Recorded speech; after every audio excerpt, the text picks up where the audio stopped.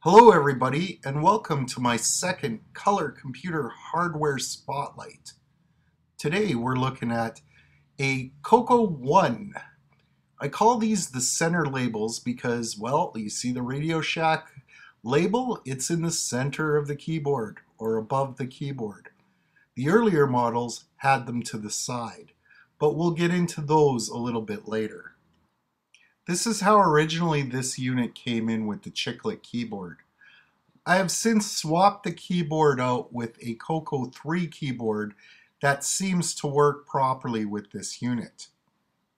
This unit was generously donated to me by Curtis Boyle, but had some problems with the keyboard.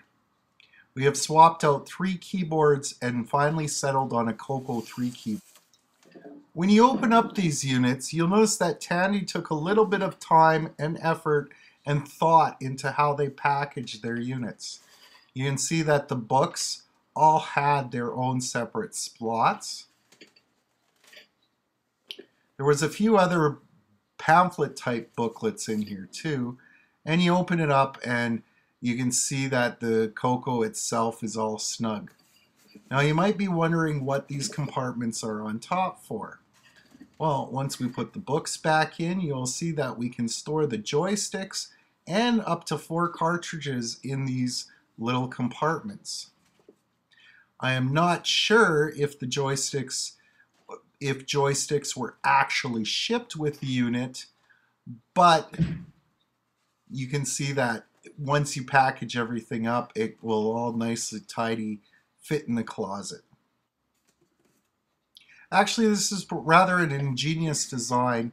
For most people threw out their shipping containers, but for the lucky ones that didn't, everything packaged up neatly.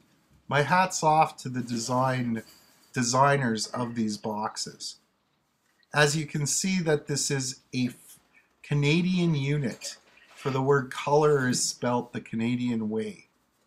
Also, if we turn it to the side, you can see that this is a 3002C box and a $599 price tag.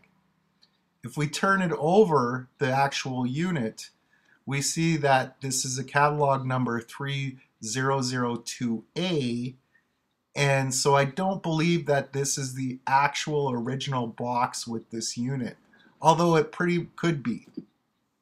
You can also see that this is a Canadian unit by both the French and the English listings on the back of the sticker here. We flip it over and we see the nice Coco 3 keyboard, the center label, but interestingly enough, these plastic cases, the earlier ones anyways, were cast with black plastic and spray painted this battleship gray, or silver as a lot of people call it. This is a later unit, model unit, and you can see that it is actually silver or gray plastic, and they put a metallic flake in the plastic.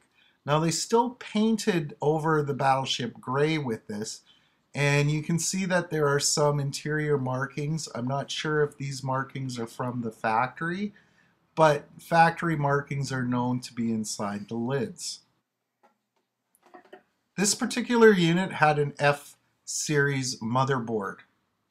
Now if you pull back the keyboard, you'll notice a Mylar connector. That's only in the F-series motherboards. The other ones had basically I believe a 20-pin wired, sort of similar to an ID cable that was very, very stiff.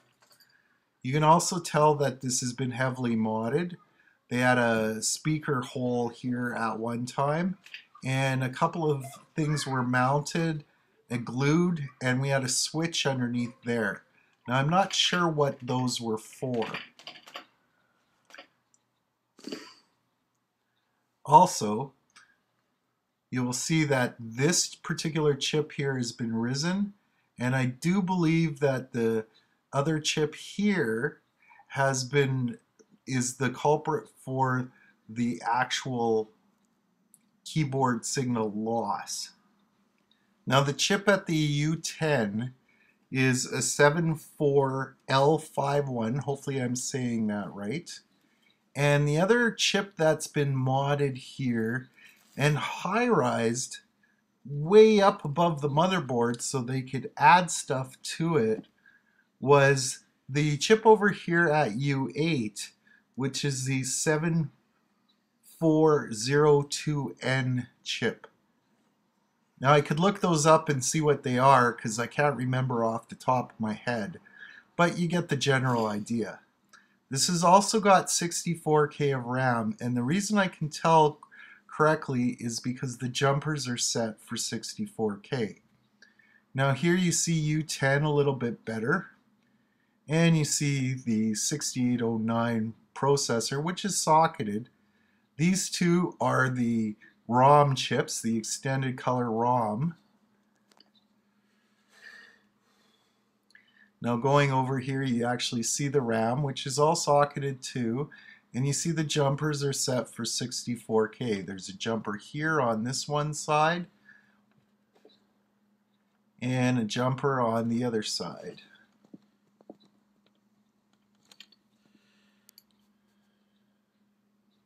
And they're all set 64K, sorry. Because this board, believe it or not, only came in 16K and in 64K options, which is strange because you would think that it would be a 3232.